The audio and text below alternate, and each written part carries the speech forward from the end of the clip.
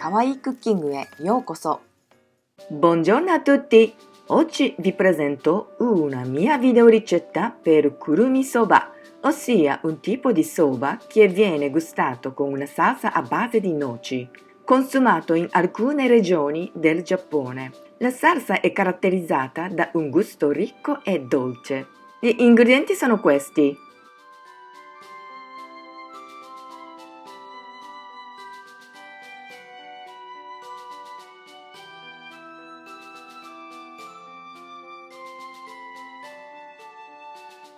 preparo la salsa. Taglio le noci a piccoli pezzi con un coltello. Una volta sono diventati piccoli pezzi, le trasferisco in un mortaio giapponese chiamato suribachi ed aggiungo i semi di sesamo. Poi schiaccio bene con pestello.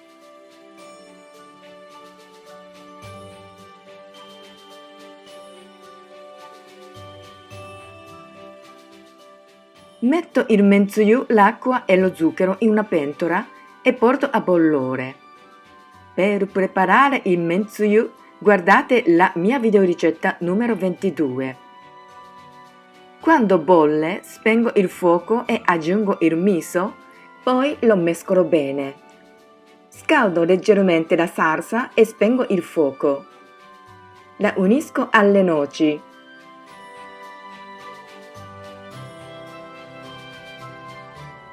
Le mescolo bene. Poi lascio raffreddare. Quando la salsa diventa tiepida la metto in frigo. Una volta raffreddata la verso nelle tazze.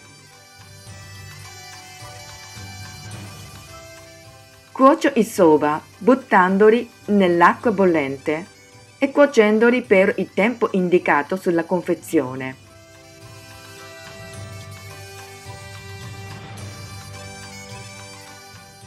Trascorso il tempo di cottura, li scollo e sciacquo subito sotto acqua corrente. Poi li raffreddo con del ghiaccio.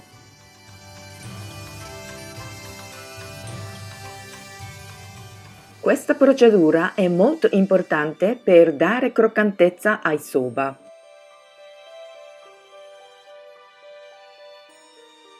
Li scolo bene di nuovo. Li trasferisco in un cestino chiamato zaru e cospargo delle striscioline di nori. È un piatto piacevole durante le calde giornate estive. Ci provate? Buon appetito! Come sempre vi invito a iscrivervi al mio canale